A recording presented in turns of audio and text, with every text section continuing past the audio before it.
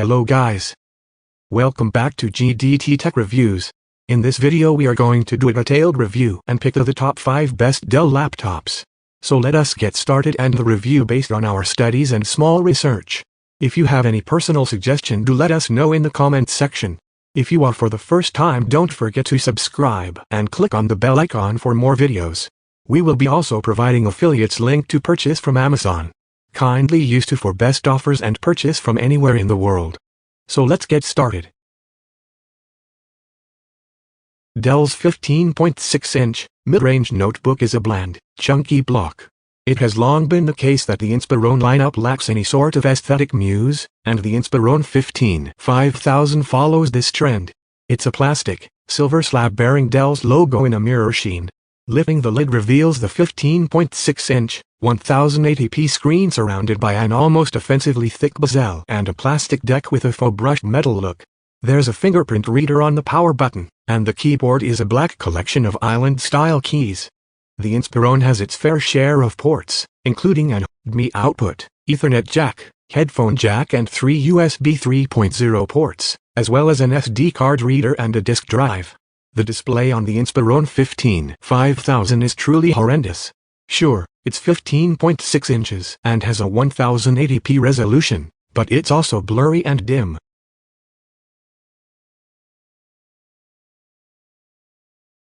The easiest way to identify an Alienware M15R3 from the M15R2 is by looking for the microSD card reader along the left edge. Otherwise, the systems share the same chassis design. The current look is barely a year old, so it's not time for Dell to completely refresh the chassis just yet. Another smaller exterior update is the use of a new high-endurance clear coat finish to reduce fingerprint buildup. We suspect that this will make a bigger difference on the black chassis option, as fingerprints are already difficult to see on our white test unit. Ports remain identical to the M15R2, including the return of the proprietary graphics amplifier port. The USB-C port, however, can now recharge the laptop. Transfer rates are extremely fast with our U2 test card. Moving 1 GB of pictures from card to desktop takes only about 6 seconds, much like on the XPS series. The Dell Latitude 7300. Recently, we judged the 13.3-inch business laptop excellent but just short of editor's choice material. Key features of the review unit included a 1.9 GHz Core i7-8665U chip, 16 GB of memory, a 512 GB NVMe SSD, and a Full HD non-touch, anti-glare display with Dell's SafeScreen privacy feature. Like some HP EliteBooks SureView, SafeScreen narrows the viewing angle of the display to discourage your airline seatmate from reading any sensitive information you're working on. Dell also offers 3 other 1080p display options, including a SafeScreen touch panel and both touch and non-touch displays without SafeScreen. There is no option for 4K resolution. Dell says the non-touch panel without SafeScreen is a super low-power unit that's 50% more battery-friendly than a standard 1080p display without sacrificing brightness or color quality.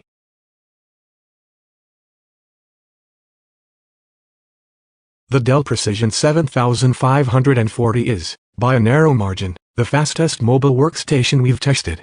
It's also one of the most expensive. The base model has a quad-core Core i5 CPU, Intel integrated graphics, a 1080p screen, 8 GB of RAM, and a 500 GB hard drive.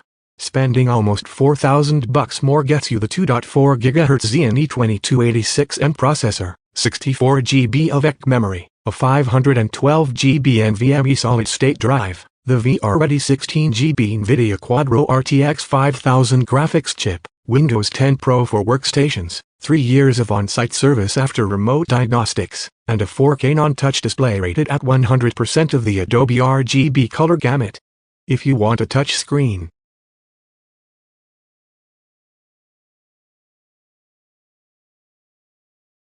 the most noticeable change you will see from last year's XPS is the display. No, your eyes aren't deceiving you, the 16:9 screen is no more.